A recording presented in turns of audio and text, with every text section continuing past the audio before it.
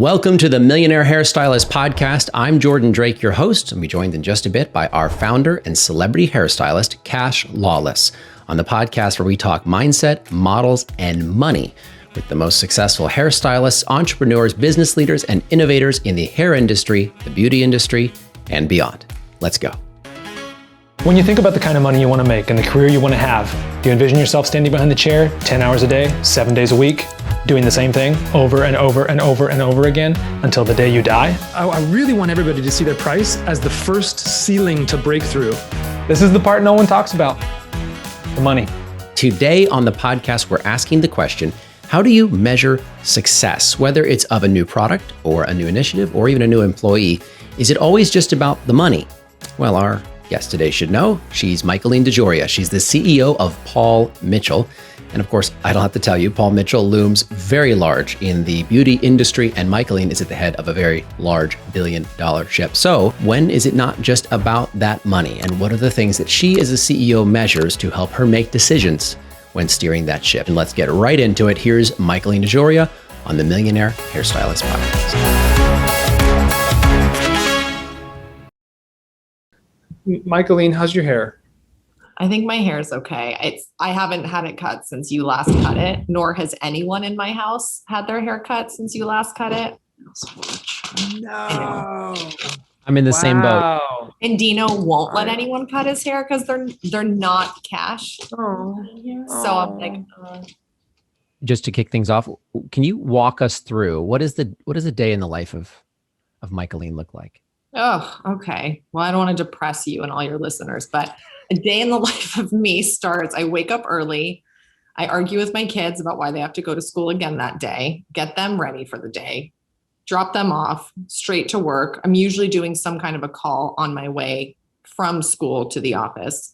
Sometimes I work from home. Either way, work all day, drive to pick the kids up from carpool, come back, work a little more, and then it's off to soccer, dance, homework, making dinner, bath, bed, all of that stuff. Then after they're all in bed, I usually catch up on some more emails because they tend to pile up every second. And then I put on my little Aura ring so that I can feel good about getting some sleep in the morning, some measurable. And I do the whole thing the next day like Groundhog's Day. Wow. How much sleep do you usually get? I get usually about 7 hours, 7 to 8. That's good. Yeah. That's amazing. Oh, Yeah. gosh, so healthy. I pack a lot in a day. I can't stay up late. My eyes will roll into my head. Mm. You mentioned something about an Aura ring. Yes. What is that? So Oura, we're all obsessed with it. And little tip, we just bought one for Oliver for his birthday. But really, we can just track his sleep, which is amazing because he just turned 13. So basically the Aura ring, you wear it. And then in the morning, you get a readout on your app. You can check in anytime. And it tells you your readiness levels, what your sleep score is. It tells you how much active sleep, how much REM sleep, what your average heart rate was while you were sleeping. And then it'll tell you your optimal fall asleep and wake up time, which was really interesting. So it'll send you a little bedtime's approaching. It's a good time to wind down. And you get such more restful sleep because you're falling into the right window. Wow. So you take it pretty seriously. Yeah. I just feel I really like measurables in certain ways. And sleep for me is something where I can't see it and I can't measure it and I can't understand it. So once I pass out, I don't really know what's happening. So I like the comfort of seeing, you got this is where you're at. Is that something that you find is pretty consistent across everything you do? You like to measure what you're doing? I do like measurables, but my measurables are a little different, I think, than most people's. So one of the things I actually said in my office yesterday, we were in a meeting and I said, the only measurable to me is not the sales numbers. That's one component of it. That's not my leading measurable by any means. We've had launches where we knew these aren't going to be huge money-making launches, but for the equity of our brand, for the value of our brand, it's going to be really important for us to do that, to reach this market. It's going to be really important to get credibility over here. It's going to be important. So there are a lot of other ways in which you can measure how something's going. Michaeline, when you say that, it's so simple in a small business. to measure what's visual and tangible and the obvious things like your P&L and, is this cost going to generate a return? And you're saying that in your business, there are efforts that will not have corresponding returns sometimes in certain measurables like dollars. But you're saying, if I'm hearing you correctly, you measure success, or you measure the success of an effort in a different way. How do you know when it's time to make efforts that aren't going to have dollar returns? And how do you gauge the value of those, big brand push efforts, or some of the efforts that get you into new markets? And how do you justify that? And how do you make sure that it's producing or taking you where you want to go? It's a great question. I think for me as a leader, as with so many entrepreneurs, the great thing about it is it's up to us, right? So I can place a sticker value on any of those things.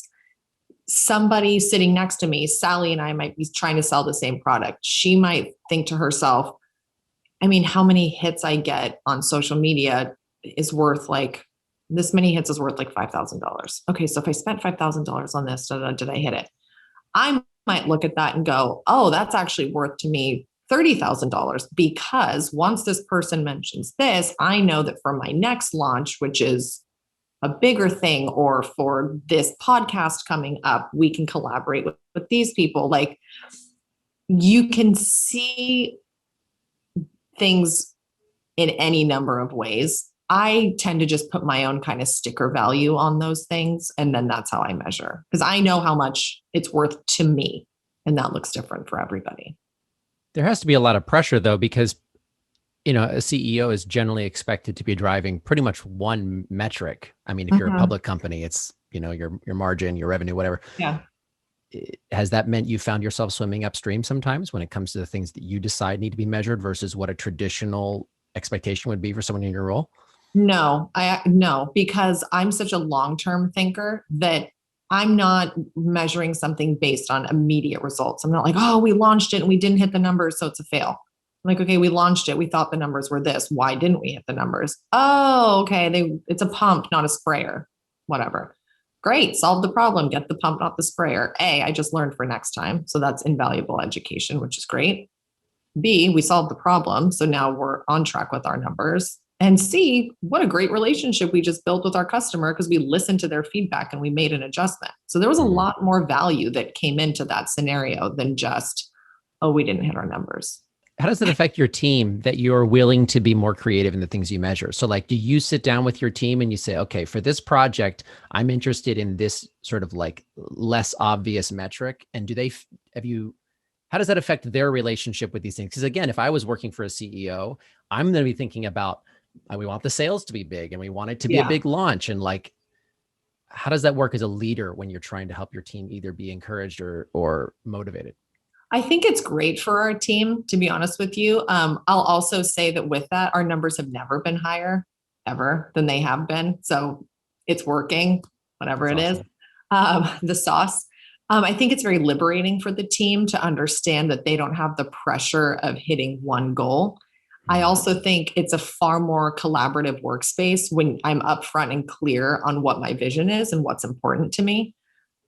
To your point, a lot of people that work, especially directly for someone like a CEO, it's like, here's the piece of paper that's going to tell you how we did on this. This is the measurable number. This is the sales number. And that's very constricting because you're missing a lot of other wins and you're missing a lot of other opportunities. So I think for them to know, of course, obviously we're level-headed and we're pretty savvy business people. So we know numbers is an important factor, but numbers is certainly not the only factor. And in some cases, it's the second or third priority for a strategic reason. So I think it's liberating. I think it's a relief that they know what the expectation is. And I think to create a space where they can also share in that and contribute, okay, I have this crazy idea for a point of purchase. It's not, the margin's not great, but what it does mean is blank. Like we're open to hearing those ideas. So it also breaks down that kind of stigma that we've all historically had in business where if the margin is this, it's a good idea. Right. If it's this, it's a good idea. If it gets a good social reach, it's like, we don't even subscribe to all of that. What do we want to get out of this for the greatest amount of good, greatest amount of people for the longest amount of time? That's where our head's at. And you have to put a lot more thought into sustaining something for the long term than just how much your initial launch was. That's, we've always said we're not in the sales business. We're in the reorder business. So the first sale, that's not what it's about. It's about getting them to keep coming back to you. It's the follow through. So that's why you make the bottles so small? Yeah. So they just have to keep coming back for more. It's genius. I noticed something about you, Michaeline. It's very obvious you are thinking way bigger than a typical entrepreneur. Your vision is way, way, way beyond tomorrow's numbers, next quarter's numbers, and you're setting goals that are not traditional, and it's not normal cost accounting goals, and so it seems like you have a mindset as you do these things. You mentioned that, even if it doesn't go as planned, one, I learned something. Two, we gained market share in a new place, so the next time we're really setting ourselves up for 3 or 4 steps down the road to win big. Yeah. It seems like you view all those obstacles that even if you lost, that was an opportunity for you. How did you develop that mindset, and how has that been important in your business life? I don't know how I developed it. Honestly, I've just always been that kind of a thinker. I've always been big picture. I've always had a different perspective than most in that way. And it's definitely affected how I work and how I lead in that sense. Like, most people don't tick that way, and most people aren't able to see past the right now. The real money for me, like, this is such an, old school cliche saying, with stocks, with real estate, with anything, and cash, like, you can of course attest to this too. The real money, so to speak, is in the long game, no matter what you're doing.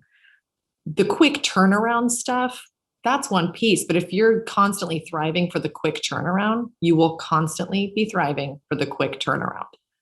If what you're trying to do is build something that has long-term stability, long-term growth potential, and you can set up something that secures you and your business for a longer amount of time, that's what you're going to get. So we're not always trying to just turn products over and just launch and hope every time it works. Like, no, when we put something down there, we're like planting it to grow. We're not looking for a chia pet. That's a t-shirt. I'm not looking for a chia pet.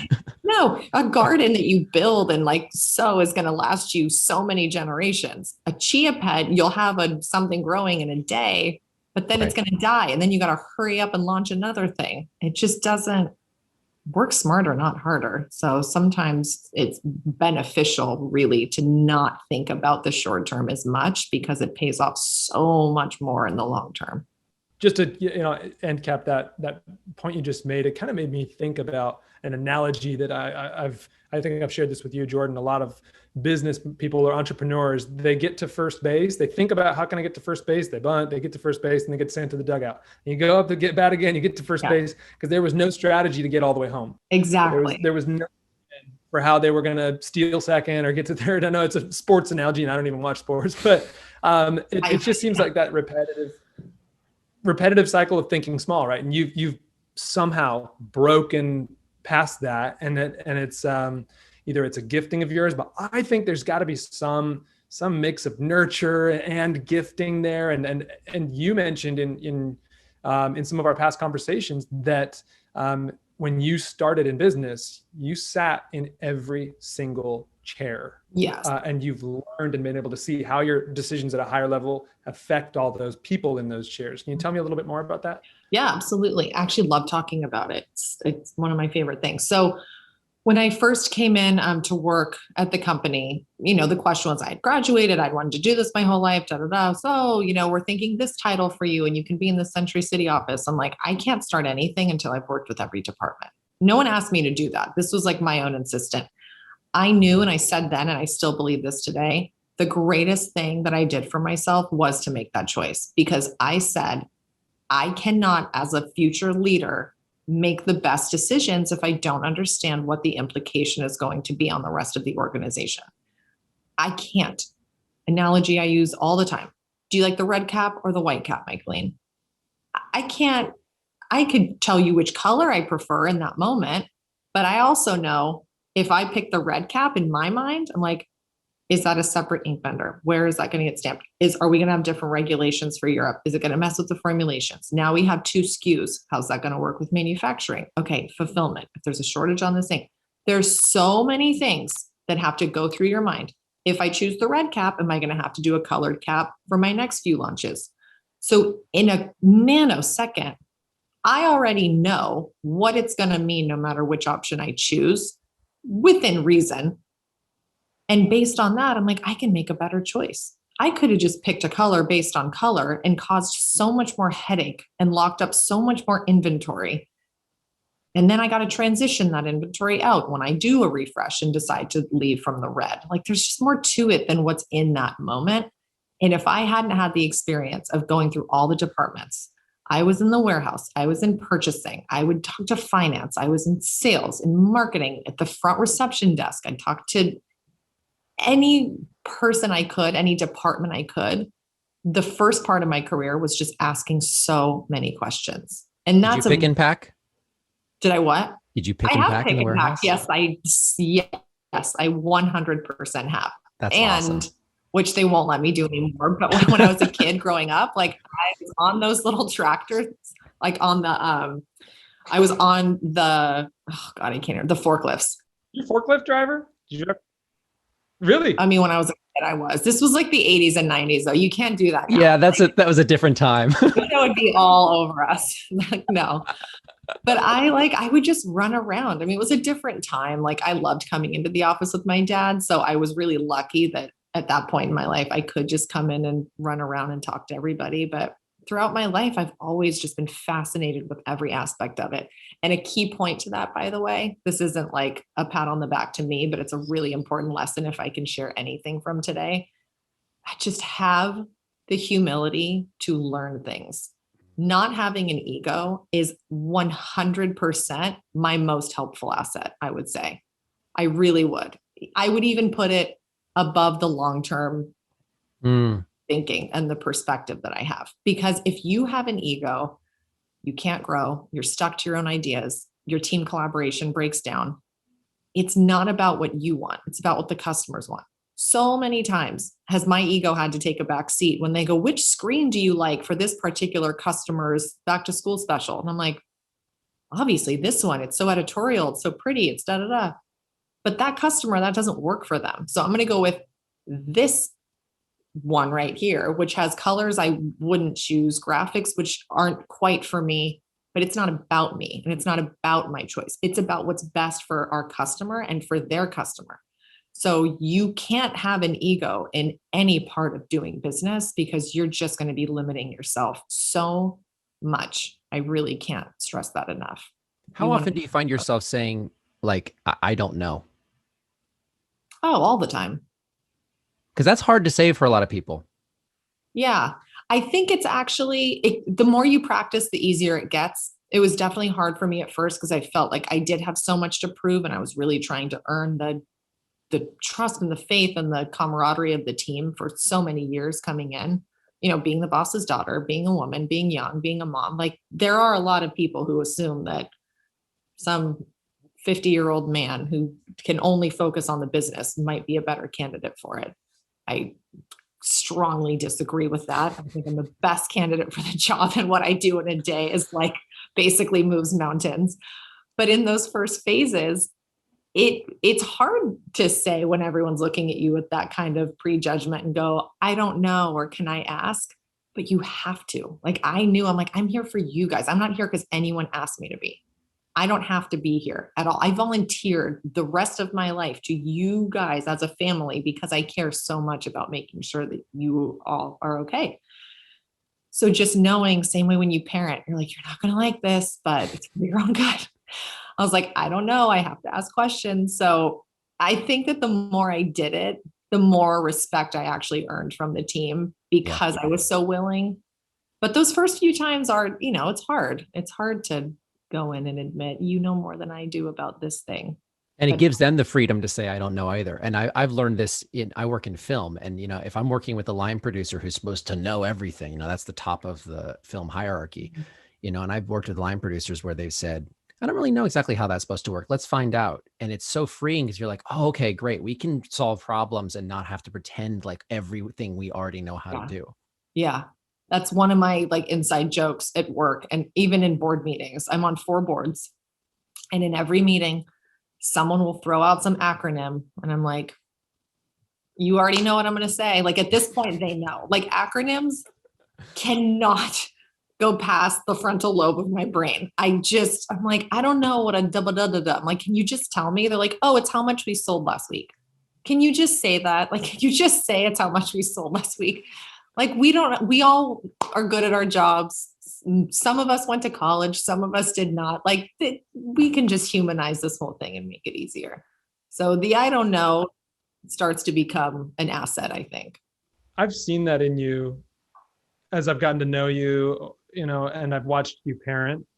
I've watched you try to hold a kid still in a chair, and do some pretty amazing things with lots going on. And you're totally right. Your level of humility stands out so much, particularly, in LA, like an LA environment, we're all supposed to be cool and we're all supposed to be superior. And, the city just has a different tone than a lot of different places. And you've managed through your life to really do that. And I can see that so much in you and how it has probably played a role into your parenting, into your business, as you say, probably one of the biggest roles, because you're so easy to follow. As I'm listening to you right now, I'm just like, I'm taking notes and I'm like, yes.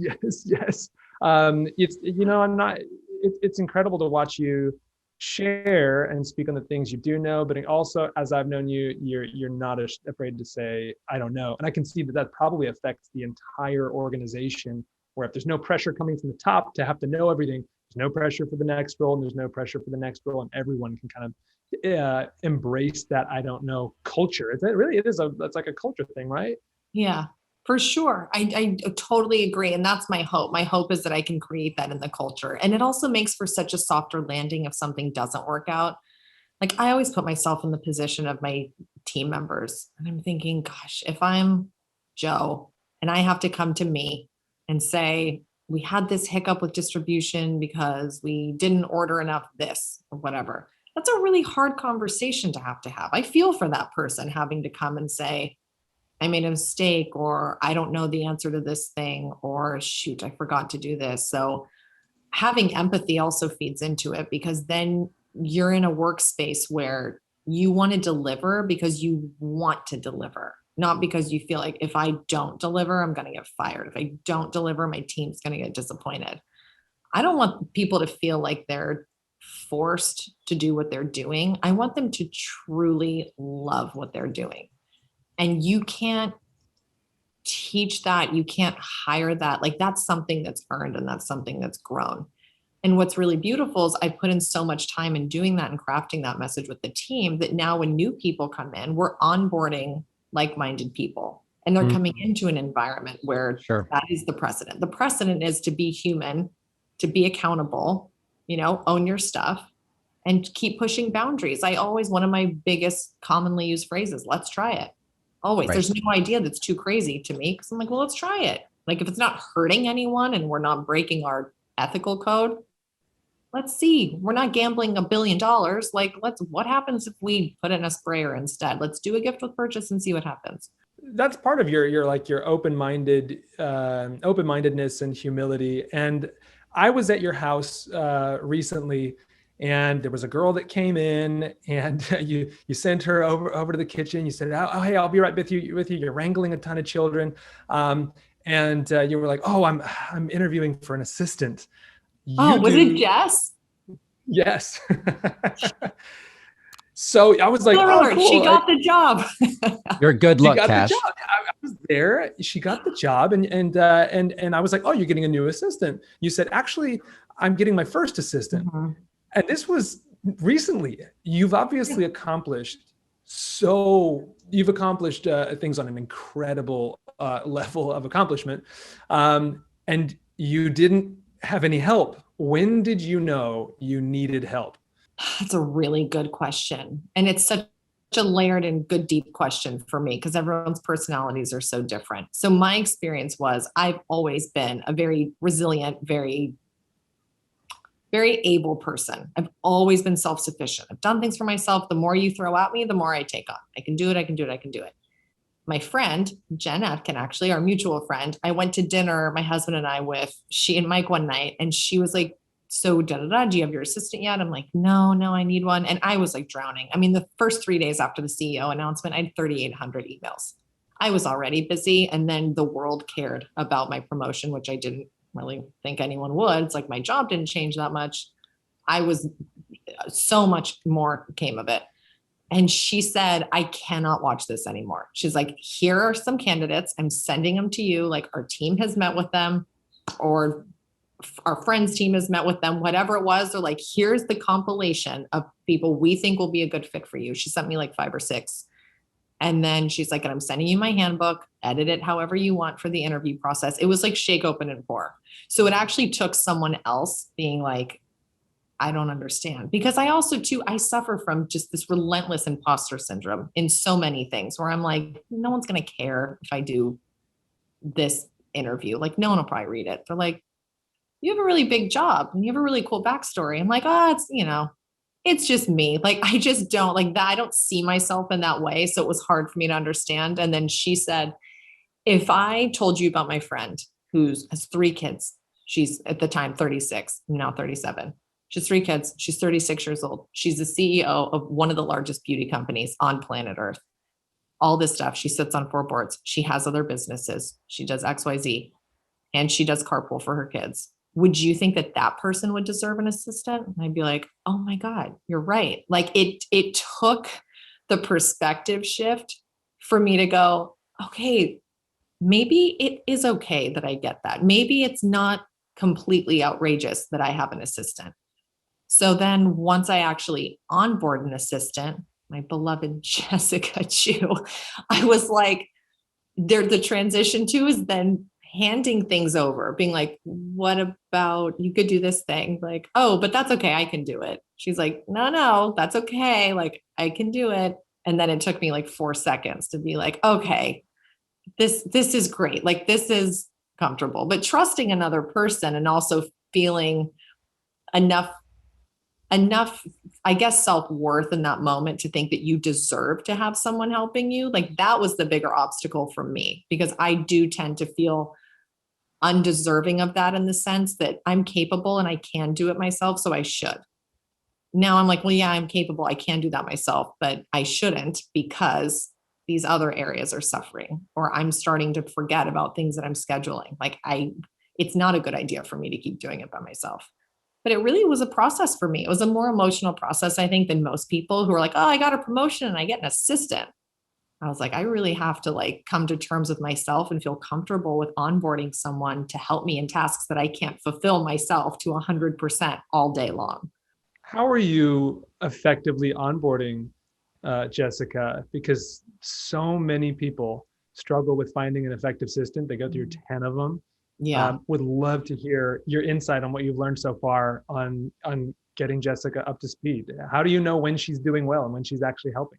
Well, I mean, she's like always helping, which is so awesome. The thing I will say is, one of the things that stood out to me a lot when we interviewed, I think I've told you this in the meantime too, since Jess, she was the only candidate who, when she replied, so I'm really into subtle things, and this is an important one too, I think, for any viewer, listener. Hiring for me is not about college. It's not necessarily even about resume. I'm very much onboarding a person. And I know, like, there is someone with so much street smarts who can do so much more for me than a person who graduated from Harvard in some cases. So what stood out for me with Jess is she was the only candidate who, when we were emailing about appointment times, she sent her reply like, yes, that works. And the very next email was a calendar invite for my phone. And already I was like, attention to detail, thorough. She's sending it to me so that I don't have to do it. No one else did that. And I was like, okay, so that's a big plus. Coming into my house, I was very upfront with her too. I was like, look, I'm onboarding. There's going to be a really awkward first phase where we try to figure out like where we're going to be, and the offices are closed. And it was a weird thing. I'm like, but if you can, survive in my crazy house, then you can really survive anywhere. So we had that interview, as our second interview was here in the house so that she could really get an idea of who I am and how we tick. And it was great. She great with the kids. Like, the chemistry was really awesome. She has a really calm energy, which is helpful for me. I'm really sensitive to people's energies. So if they get super erratic and reactive and overwhelmed, I'm just like, oh, okay. Like, I'll just go find a quiet corner for a second. And it's great. And I think that one of the nice things about onboarding is, little by little, we would just sit across from each other and do work. And I'd say, okay, I'm going to forward you this email because, like, what I'm really looking for is just for you to add it to the calendar, or, just notice on these kinds of emails where they say here. So it's just like one little piece at a time where I was explaining what the expectation was. And I took the time to really do that. And then, the other thing that's really nice too, which I can't stress enough, is just that relationship dynamic, because it's very collaborative. If I need something, or if I need something done differently, I'm never going to be mad about it. I'm never going to be like, oh, I can't believe this thing wasn't done. I'd be like, hey, so next time if you blank, blank, blank, and she'll do the same for me. She's like, okay, so I put this in, but here's a better way of doing it. So then instead of you taking a note and sending it to me, like, if you just write this on an iPad, whatever, this is actually better because then you can. So to have that kind of collaboration where we teach each other is also really nice, because then you're not just walking on eggshells all the time. That's huge. The fact that that's a two-way street. Yeah. I mean, we both want the same thing. We want me to be more efficient. So right. If I see something that she doesn't, great. If she sees something I don't, great. I mean, it takes a village. The reason why we have each other is for a reason. So we've learned that. I think Cash and I, working together, we've been friends for years, and then just came together to just create the Millionaire Hairstylist. And when you find good partnerships that really complement skill sets and complement knowledge sets and complement energy, it's like magic, because all of a sudden you feel so much more capable than if you're just one person trying to do everything. But you're at the top of a very complicated hierarchy in a big company. And we've talked a lot on the Millionaire Hairstylist about how important just decision-making is, and that the people like yourself who are CEOs, you're really being paid for lack of a better expression, you're being paid for your decision-making. That's what you're doing. So I'd love to talk a bit about choices, and how do you know, and how do you make good choices? So making decisions is actually one of my strong points and one of my favorite things to do. I'm a very decisive person. I think what serves me very well is not overthinking my decisions. I thoroughly think through them. I give it my eval. I'm like, okay, if I go this route, and again, I'm always thinking long-term, big picture. I'm not planning for this year, ever. I'm planning for 20, 50, 100 years from now, even maybe 5 years from now. I'm planning for that and working backwards. So when I make a decision, I already know where my North Star is. I know where I want to go.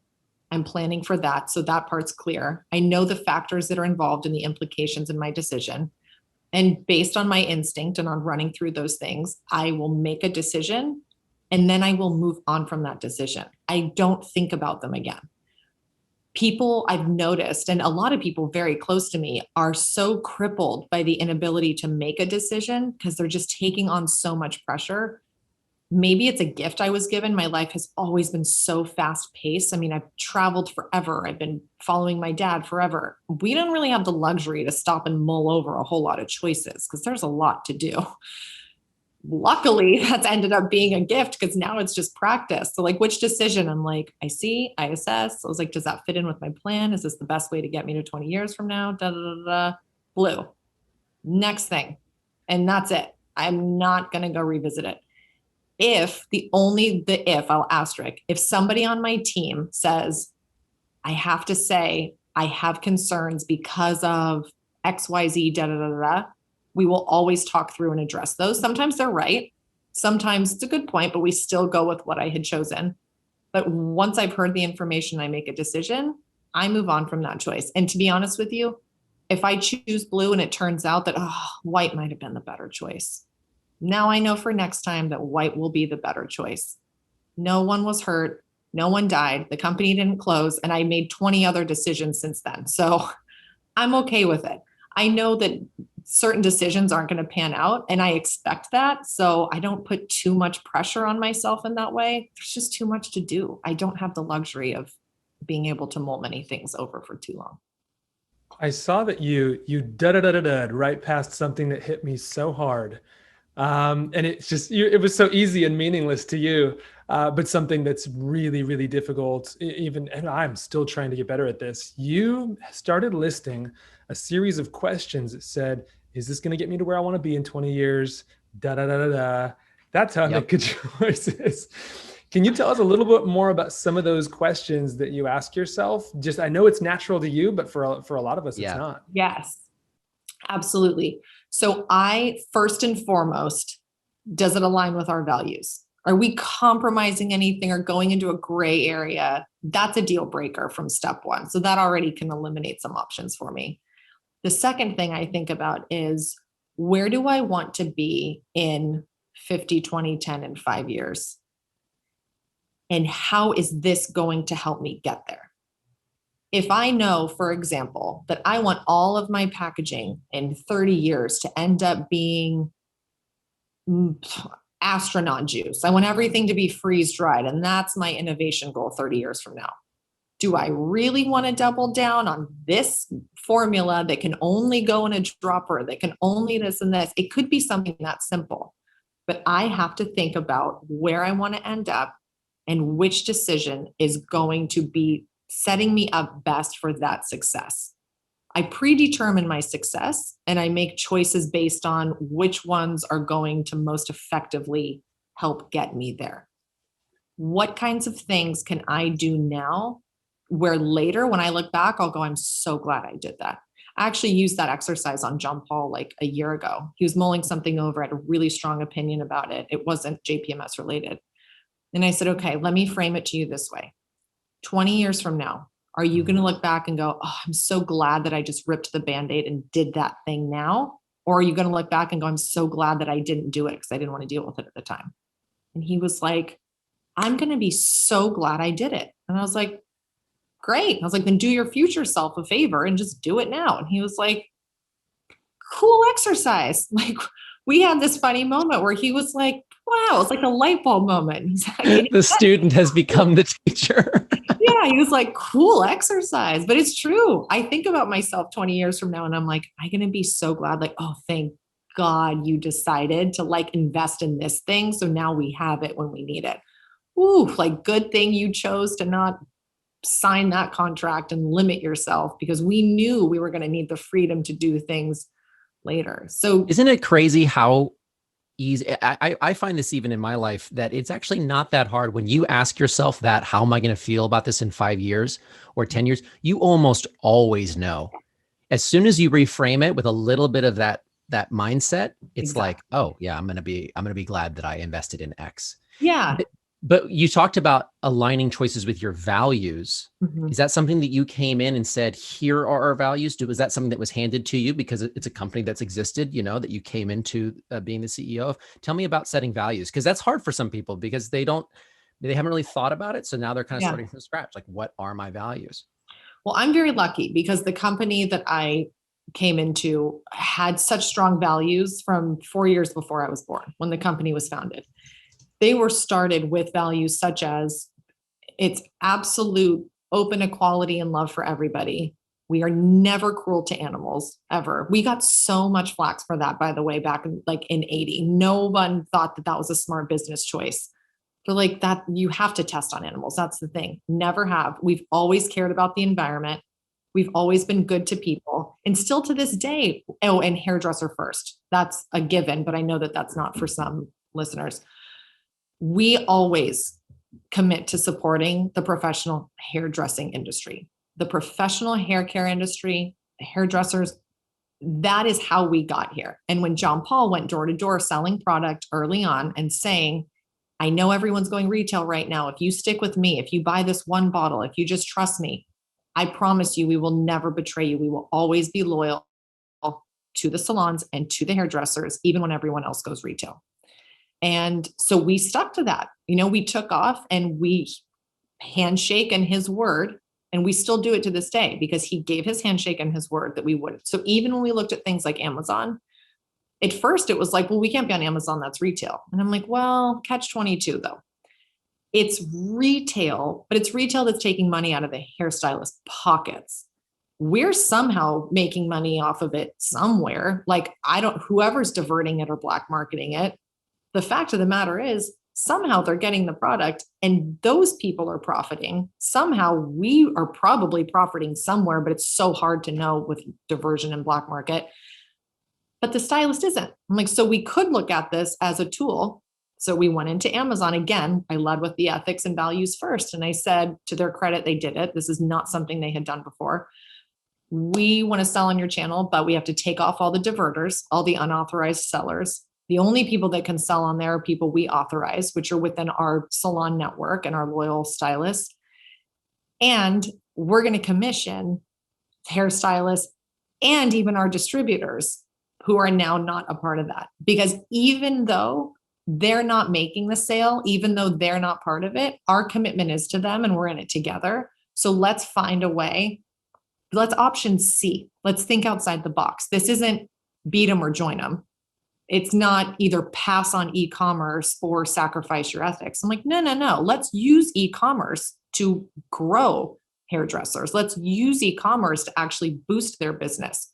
So by giving them things like commissions, by giving them things like access codes where you don't have to carry all that inventory now. You can actually use this thing and order with your code and you get an even bigger commission and that's a game changer. Client's house. Game changer. Because how many people are reducing their floor space because of just the cost of retail, or they're working out of the home, or they come to people's homes and they don't want to deal with fulfillment and holding inventory, and that float is a lot for especially up and coming salons. It's a lot. And at first people are like, oh my God, retail, Amazon. I was like, take a minute. It's not. So again, that was one of those decisions that started with ethics, then went to where do I want to be 20 years from now? 20 years from now, I can't not be in e-commerce. That's not even an option. Like if we want to close our doors at some point in the next 20 years, that's a great option. But if we were in it for like 100 more generations, it's not. So with that thinking, I just worked backwards. And how we got, and again, let's try it. They're like, Amazon doesn't do that. Well, let's ask. They said they don't really do that. Okay, well, let's ask how they can do that. Right. Okay. So we went back a few times and then they're like, well, we can actually do this thing. I'm like, we just changed an industry because we asked. We completely just changed the way we do business and helped the industry that we've committed to helping in a new way that gives them so much more freedom and opportunity to grow their business and make money, all because we took the time to think backwards, to plan it out, and to just try it. That's really cool. Yeah. I will say, by the way, I could see people being cynical and saying, well, look, you're JPMS, you've got some weight to throw around. You called Amazon. And I will say from experience, because prior to my current career in film, I worked in apparel, and apparel marketing is, I worked with an entrepreneur who ran a small couple $1 million a year t-shirt business. And he had no issues with picking up the phone and calling our rep at Amazon and getting some of the black market guys taken down. And he actually made that happen. And so sometimes it's just having the clarity of knowing what you're trying to accomplish. You'd be surprised how much you can get done, even if you're a smaller fish in the pond. Absolutely. And people tend to forget, like when I think of Amazon or when people think of John Paul Mitchell Systems, you think of a big corporation that basically sits behind guards and glass. That's what you think of when you think of a company. It's just that building's filled with Michaelines. It's filled with Jesses. And right. They're just people.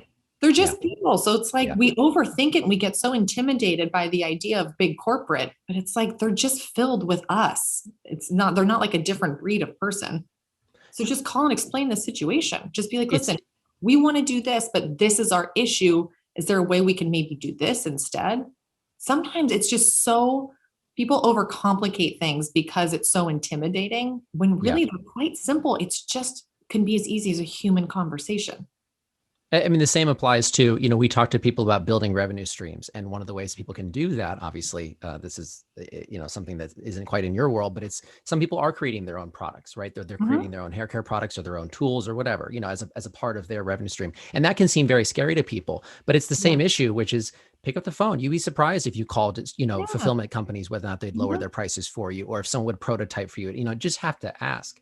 I do want to talk about something though, about making choices. Because again, that's such a huge, I think, barrier for people is making the wrong choices. Cash likes to talk about a part of his career when he wasn't making the best choices and how he's learned from people like you and those he's learned from to pivot in that way. And I feel the same.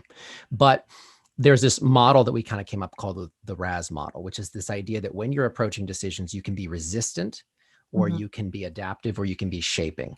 And so I think it's easy to suggest you're in a position where a lot of the choices you're making, you're shaping how you want things to go. And that's a big part of your role.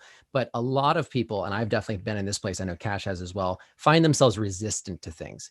TikTok shows up and you go, oh, this is for the 15-year-olds. Or when Instagram first showed up in the style industry, Cash likes to talk about how, Instagram just felt like a huge distraction. What's the last time that something came up on your radar and you felt resistant to it, and then later realized, I need to be more adaptive, or I needed to really shape in that area? I would say,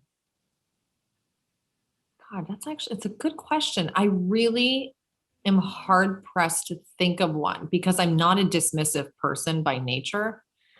The things for me, I think that more resonate is like a particular product. Like those are the kinds of things I'm resistant to because they're like, our customers really want, I don't know, a spray that gives you shine. This is a made up example because we sold shine spray for a very long time and people love it.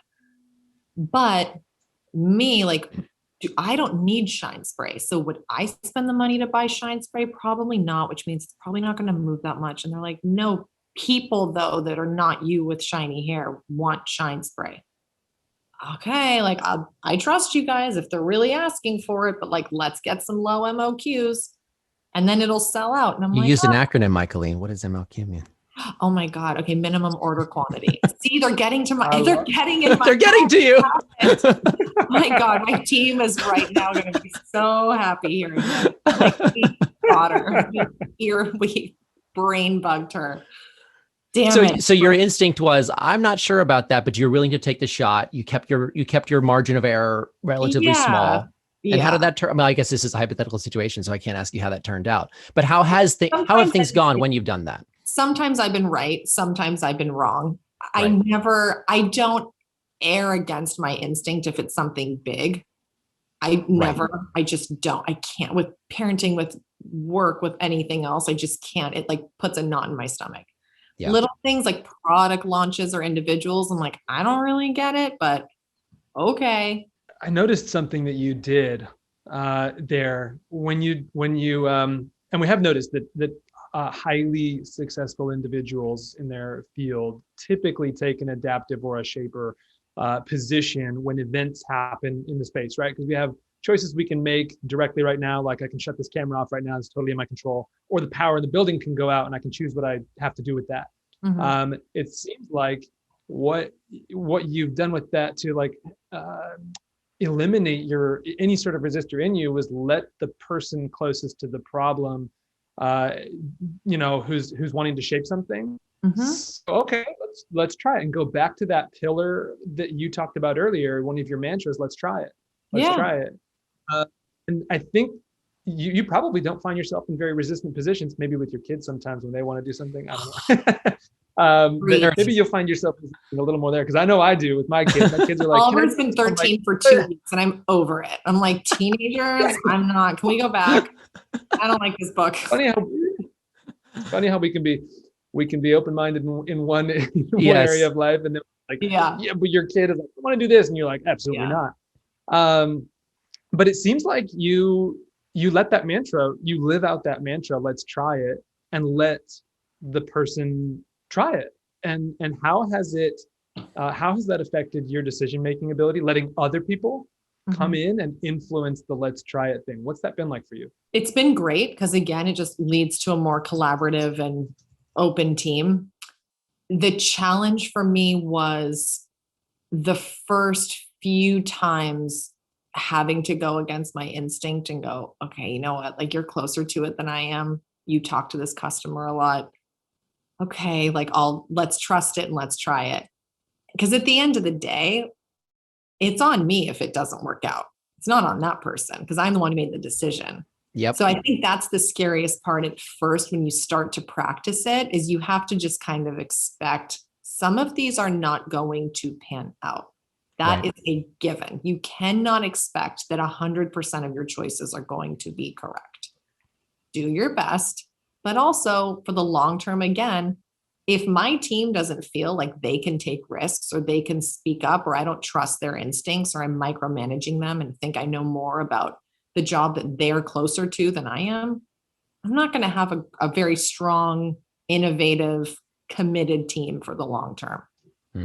So again, long-term investment, shine spray. Okay. Worst case, we promo some extra shine spray next quarter. Best case, they were heard. We tried it and they had a soft landing if it didn't work out, and a big win if it did. So the value there for me is, more so than the actual spray, if that makes sense. That makes a lot of sense. I want to loop back to something we talked about earlier at the start of the conversation. We were talking about how you measure things, and it's so important to be knowing your numbers but then also kind of measuring things that aren't even very traditional. And I recall you telling Cash that one of the things that you put a lot of value on, which I think is kind of surprising, is how do we feel about something? Are we excited about what we're doing? Can you tell us more about that? Yeah. It's again, with the measurables, people read a trend report or they're like, oh, the, market share in this segment is really high, or that's so great. The profit margin on this could be da, da, da. Okay. Like that's a piece of it to consider, but if it just doesn't feel right, if it doesn't feel like it's an effective use of our time, if it doesn't feel like this marketing campaign is really consistent with who we are, the message we want to send, whatever it is, if it doesn't feel right, it's not going to land right. So we really lean into that. And I ask several times in probably every meeting, I would say, with few exceptions, how's everyone feeling about that? It's not like, what does the data say? I don't think I've ever in my life been like, well, what does the data say? I'm like, oh, please spare my brain the data. Like I that's just too much. I need to focus on what's important. Like, how do we feel about it? And does this fit into my plan? So there's a lot to be said for instinct. And I think, it's learning to trust that instinct and to not second guess yourself based on external factors like data, like trend reports. I don't even like trend reports. I'm like, all they're doing is telling us what's happening now. Well, right. Too late now. Like, oh, curling irons and perms are all the rage. Great. Now I'm going to have a perm solution 3 years from now, 2 years from now when it's already happening. So leaning more into the feelings and more into instinct and less into, what we're supposed to be doing, what the market says we do, what a corporation of our size is supposed to look like. That doesn't work. I mean, we still function. You think it's important for entrepreneurs to model that? I mean, because if you're an individual who's cutting hair, you're just a single person. There's no team to be checking with. Mm-hmm. Would you give that advice? Like, check with your gut. How are you feeling about what you're doing? Is that 100%? That scales down? 100%. You cannot possibly, if you don't follow your gut and your intuition, and it's not aligning with your ethos, you are going to be winging it forever. If you don't have your feet on the ground, you will constantly be floating and trying to find something to hold on to. And that's a stressful way to start a business. So if you can find your footing, have your North Star at least in, okay, these are the things I believe in. This is what I want to see happen. And this is the thing I don't want to compromise on ever. 90% of your decision-making process is pre-handled for you. You have set those things early on. And it's so easy, especially in this stage with digital and influencers and information and meeting pops up. It's like, it's such an ADD culture because we're getting so much all the time. It's like a battlefield trying to go out into the world and not second guess everything you're thinking and feeling, because you'll read something to the contrary every other second. You have to establish that early, write it down, put it somewhere. Don't leave room for flexibility when it comes to your ethics and when it comes to what your long-term goals are, unless those goals evolve. But write what down specifically. Write down what your long-term goal is and write down what your principles are, for sure. Your long-term goal could evolve over time and grow, but don't keep shape-shifting it. And you want to Sharpie down what your ethics are and what principles you absolutely will not compromise on. Because again, those are the things where you really get too caught up in your thinking later when you're like, God, I could do this and make money, but it kind of means I have to go into this gray area. Do I? It's like, no, set yourself up for success early. Look at that paper and go, Okay. The one thing I never said I would do is, for example, test on animals. Okay. It doesn't even matter what my margin is. I'm going to be dictated by that. I'm not going to test on animals. Yeah. So set those things up early, and it really helps a lot of back and forth. Yeah, that's huge. And I think the more people are able to do that, even if they're, like you said, even if their goals are slightly off, they're going to change over time, but you have to set a North Star. You can always adjust it, but you have to be you are heading in a direction, whether you realize it or not. So you have to be clear about what that direction is. And saying, I want to start a hair care company, that's too vague and ambiguous. Like, be very clear. I want to start a business where I have 10 products in Target by the year 2035. Now you know what to build on. You know what Target wants. You know what your SKUs should be. You know what kind of packaging you should set yourself up for. You know that sustainability and regulations changing. So the plastics you choose now are going to factor into that later. If you know where you're going, most of the decisions are kind of pre-made for you. But be specific and deliberate in that, so that you're not, again, constantly just guessing and hoping, oh, nothing quite feels right, but I hope that this is the right choice. Yeah. You just keep doing that. I want to be mindful of your time. We're at an end here. I just want to sneak in one more quick question, which is, tell me when you first, like, what your experience was first meeting Cash Lawless. I have to know. Okay. My experience meeting Cash Lawless was magical. It was so glorious. I could talk about this for a whole other hour. So again, I texted Jen Atkin and I was like, okay, I need a really good haircut. Who's like the greatest person who could ever cut my hair on planet Earth. And she's like, even if they're in another state, she's like, obviously Cash, duh. I'm like, okay, who's Cash? So she sends me Cash's info. We like, I don't even remember if I texted you first or if it had to go through, like whatever it was. Somehow I connected with Cash. He came to the house. He was glorious. He was everything we thought he would be and more. And then my kids loved him and he had kids, and it was just a lovely experience. I got the best haircut I've ever had in my entire life. My kids and my husband, who's really picky with his hair, all got the best haircuts they had ever had in their lives. And then my 2 at the time, Dino was 2 years old. He would ask for Cash almost every day. Every day. He'd be like, could Cash come cut my hair? Could Cash come cut my hair? Like all the time. He goes, oh, I need a haircut. I don't have a haircut anymore. Like when his hair would start to grow out this much, like, I don't have a haircut anymore. Can Cash come to my house? So then we couldn't get enough. And then he moved. And we have not cut our hair since, but it's okay. We'll have to keep the conversation going, man. I feel terrible now. Well, maybe we could just record you cutting our hair one last time so I can like play it for the next person. Maybe you can just pass on the rest. This is how we do it. This is what you do. Absolutely. We'll Michaeline, thank you so much for doing this. And I can only say we've got so much more to discuss. We'd love to have you back some other time. Anytime.